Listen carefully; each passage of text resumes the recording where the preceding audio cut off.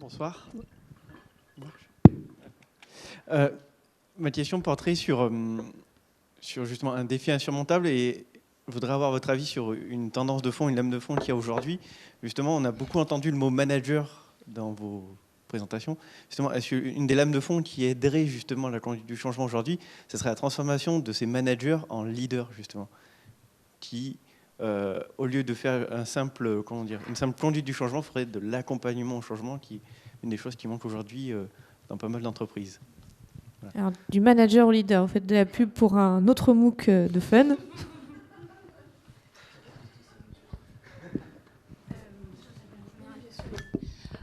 Votre question, en fait, elle me fait penser à la question du pilote de processus. Et si vous voulez, ce qu'on a essayé d'évoquer devant vous, et c'est compliqué, c'est complexe, ce qu'on a essayé d'évoquer devant vous, c'est finalement une partie... cette zone-là, c'est la fonction du pilote de processus. Hein, mais vous voyez, c'est pas simple notre affaire. C'est pas simple notre affaire. On ne peut pas envisager de piloter des processus si on n'a pas cette dimension-là. Mais en même temps, je dirais, on est bien dans le pilotage de processus, dans un milieu d'ingénieurs, dans un milieu d'informaticiens, d'organisateurs. Vous imaginez, on est un petit peu gonflés d'être venus là ce soir, toutes les deux.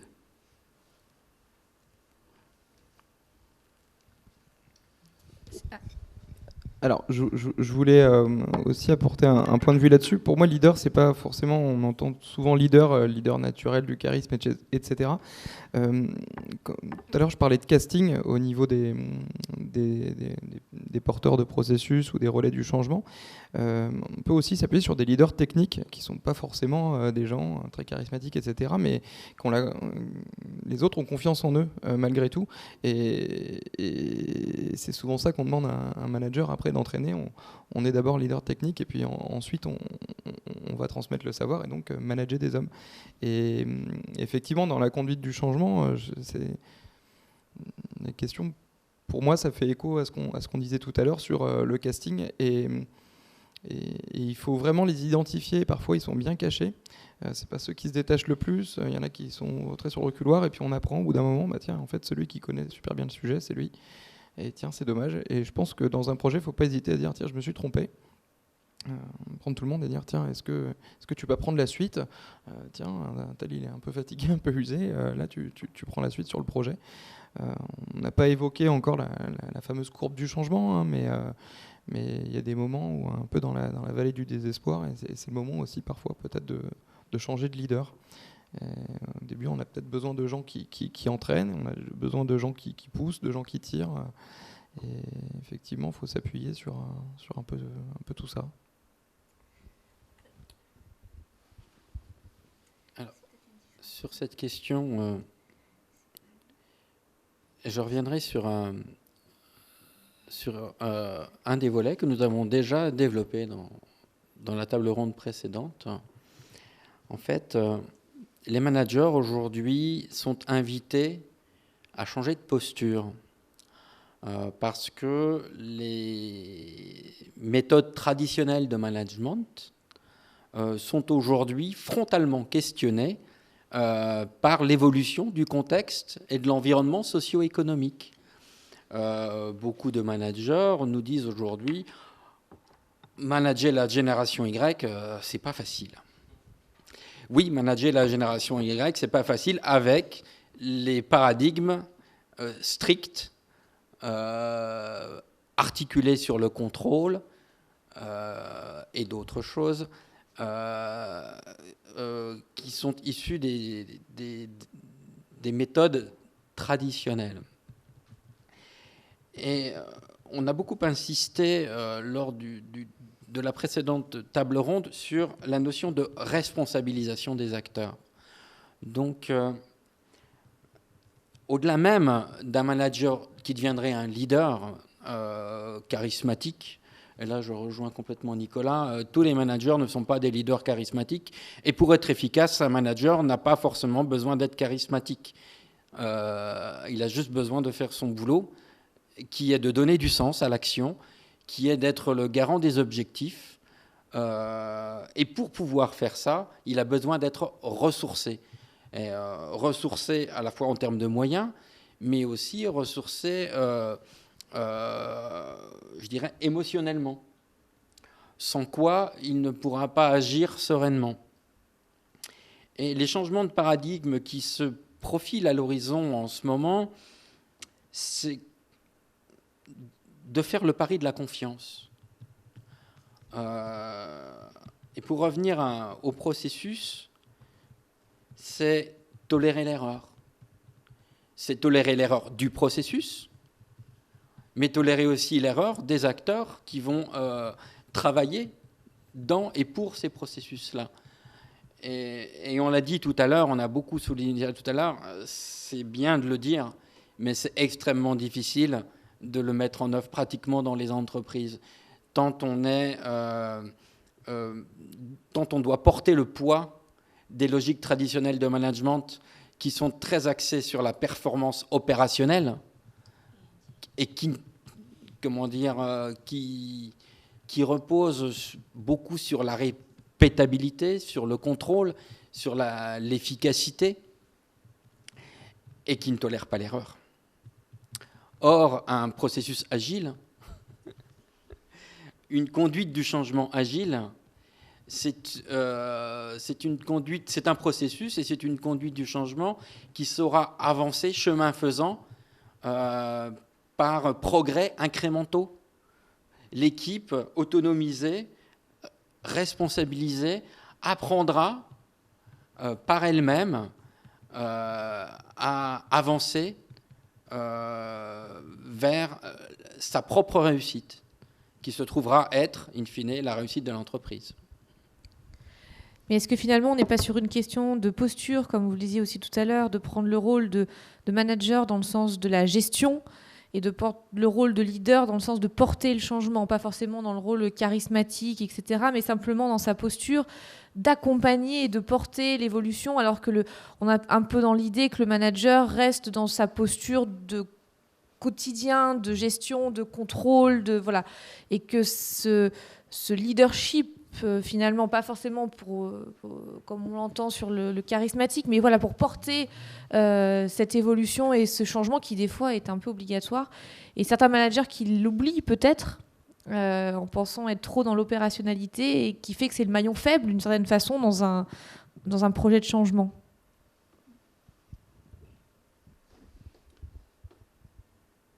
Alors, je me permets de reprendre la parole. Il se trouve que j'ai échangé avec le dirigeant de l'entreprise pour laquelle je travaille en ce moment. Et nous avons eu ce débat entre le leadership et la méthode. Et ce dirigeant d'entreprise me disait « Moi, je crois plus au leadership qu'à la méthode. Je fais confiance à mes équipes, je fais confiance à mes managers, ils mèneront les projets. » Et la méthode du consultant, elle ne vient que de façon secondaire. Et surtout, tu ne me les bouscules pas. Et en fait, j'en suis arrivé à lui dire, le leadership, sans prise de décision efficace, amène les équipes à l'insouciance. Et la méthode sans contextualisation amène les équipes à la résistance. Et j'aurais tendance à dire, le juste milieu, il n'est ni dans le leadership, ni dans la méthode, il est dans l'efficacité de l'organisation à pouvoir faire prendre des décisions à ses collaborateurs.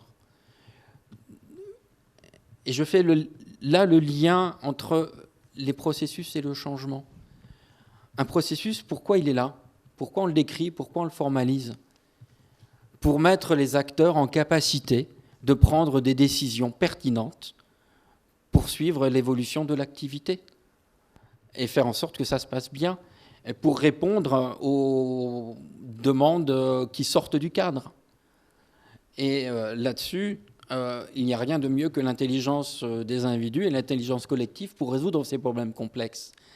Et la conduite du changement, ben c'est ça également. C'est amener les acteurs à s'auto-responsabiliser et à les rassurer, à les mettre dans les conditions qui leur permettront de prendre des décisions et de sortir du cadre quand il y en aura besoin. Là où beaucoup d'acteurs souvent se réfugient derrière les processus justement pour ne pas prendre de décision. Je fais comme, et on appelle ça l'excès de zèle, je fais comme on m'a dit. Ah, ça ne marche pas. Ouais, mais moi j'ai fait comme on m'a dit, donc on ne peut rien me reprocher. Ouais, mais n'empêche que ça ne marche pas. Et tu aurais pu faire quelque chose pour que ça fonctionne mieux. Ah bah oui, moi j'ai plein d'idées, mais pourquoi tu ne les as pas mis en œuvre? Mais parce que moi je fais comme on m'a dit. C'est dommage. Je vais juste préciser peut-être, ou en tout cas, pour moi cette question du leadership, elle renvoie effectivement à la notion de confiance. C'est-à-dire que le leader, s'il ne produit pas de la confiance au sein de ses équipes, il n'est pas dans une forme de leadership. Alors, aujourd'hui, le leadership, effectivement, on demande beaucoup de formations. Faites-moi-en devenir des leaders merveilleux, extraordinaires. Mais il y a un vrai problème et difficulté de notre place d'accompagnement, c'est que c'est aussi un enjeu organisationnel derrière. C'est-à-dire que, comme l'évoquaient mes pairs, nous avons des organisations qui sont construites sur un paradigme du contrôle et non le paradigme de la confiance. Et effectivement, vouloir demander à des gens qu'ils soient leaders, alors qu'il n'y a pas les processus pour autoriser la décision, l'espace de réflexion, l'espace d'erreur, la possibilité de sanctionner ou reconnaître. Nous, une des difficultés ou un des freins que nous avons rencontrés avec Isabelle quand nous avons accompagné ces managers, c'est qu'à un moment, effectivement, à force de travailler dans cette boîte noire-là, de penser ensemble, de réfléchir ensemble, de construire ensemble, c'est que ça a opéré des prises de conscience. Et que ça a amené les acteurs à se déplacer un tout petit peu dans leur façon de faire et leur façon de voir l'action, l'activité au quotidien. Ça ne veut pas dire qu'on devient des poètes et que non, l'entreprise c'est du business. Moi je dis toujours, on ne confond pas les choses.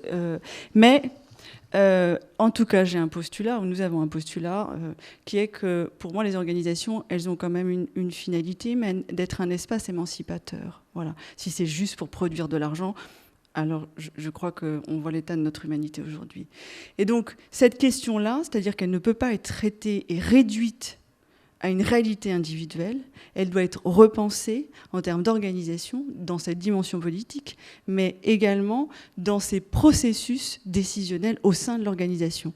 Et là, effectivement, aujourd'hui, on voit bien que, ou en tout cas j'espère, que nous sommes en limite systémique et que peut-être il y a des basculements qui vont pouvoir s'opérer.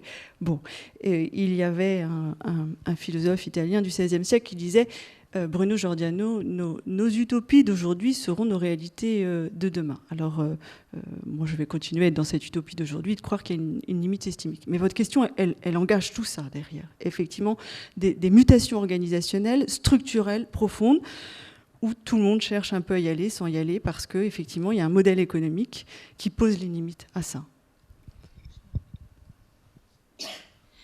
Et puisque notre projet en venant ici, c'était vraiment d'être centré sur une expérience, je vais rebasculer ce qui vient d'être dit sur l'expérience de cette société mutuelle d'assurance.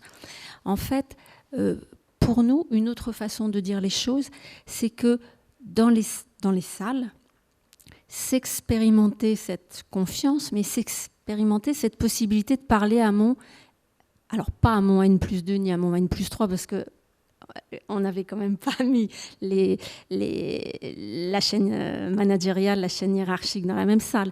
Mais à la sortie de la boîte noire, il devenait possible de s'adresser à un N+2 ou à un N+3, ou de penser qu'on pouvait s'adresser.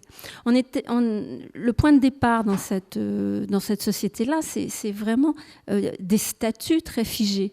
Hein, si pour nous ça a été très important de dire un homme n'est pas une abstraction, c'est parce que au bout du bout, quand on observe la demande du client, quand on réfléchit sur le contexte, quand on observe le contexte, quand tout ça, mais au bout du bout, ce sont des abstractions. Hein. Les personnes sont des abstractions et se vivent comme des abstractions. Donc là, c'est redonner de la chair dans l'histoire, redonner des possibilités de confiance. Et à ce moment-là, c'est assez incroyable en termes de résultats. En fait, ce sont des espaces qui s'ouvrent. L'image, un peu, c'est, si vous voulez, une organisation où il n'y a pas d'espace, enfin une représentation graphique où il n'y aurait pas d'espace, ou alors un trait simplement, et puis une organisation où les gens peuvent bouger sur eux-mêmes, bouger un petit peu à droite, bouger un petit peu à gauche. C'est la problématique du pilotage de processus, bottom-up et transversalité. Donc, voilà comment on a pris, nous, cette question dans la situation.